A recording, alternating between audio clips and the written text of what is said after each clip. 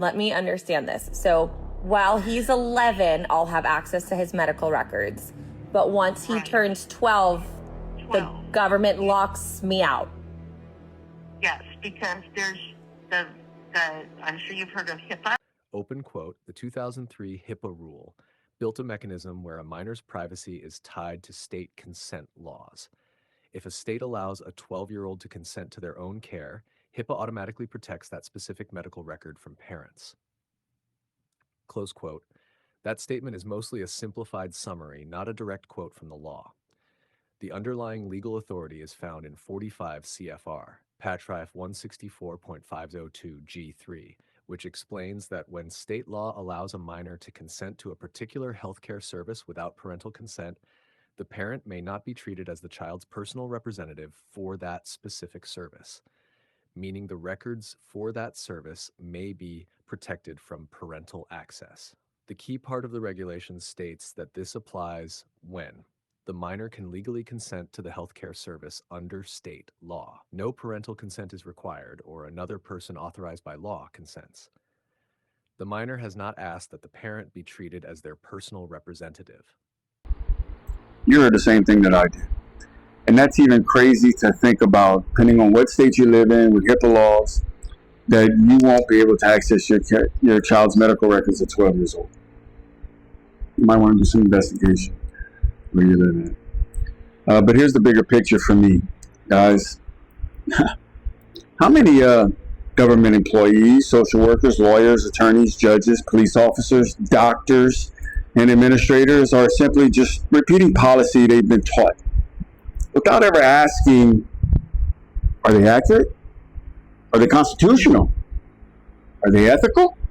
I mean, hell, is it even serving the people that they swore to protect?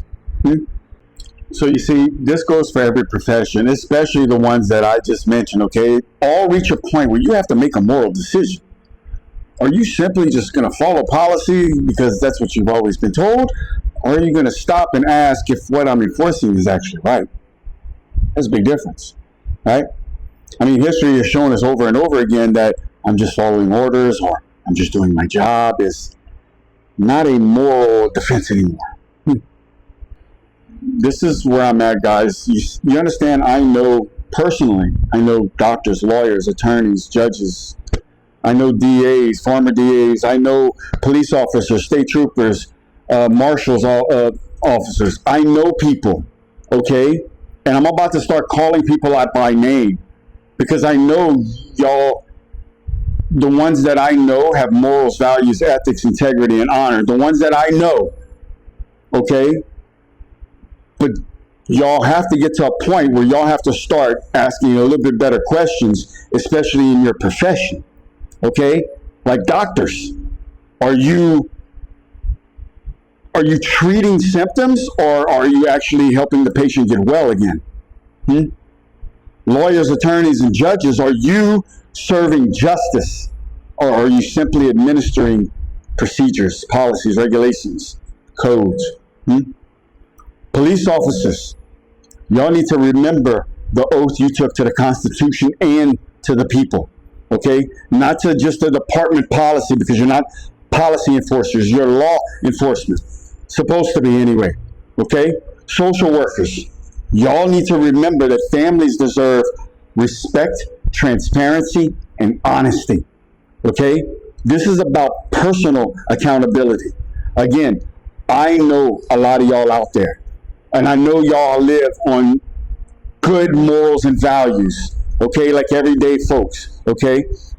But you have to get to the point in your job, you have to start asking questions, especially those professions I just named, because it's getting to a point where y'all can't be this dumb, y'all can't be this naive, okay?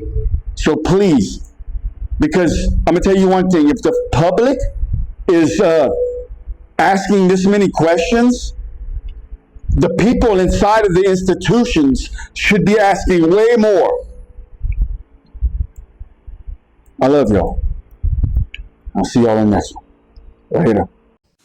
Why do you think that Truman has never come close to discovering the true nature of his world until now? We accept the reality of the world with which we're presented. What if I told you insane was working 50 hours a week in some office for 50 years, at the end of which they tell you to piss off, ending up some retirement village, hoping to die before suffering the indignity of trying to make it to the toilet on time? Wouldn't you consider that to be insane?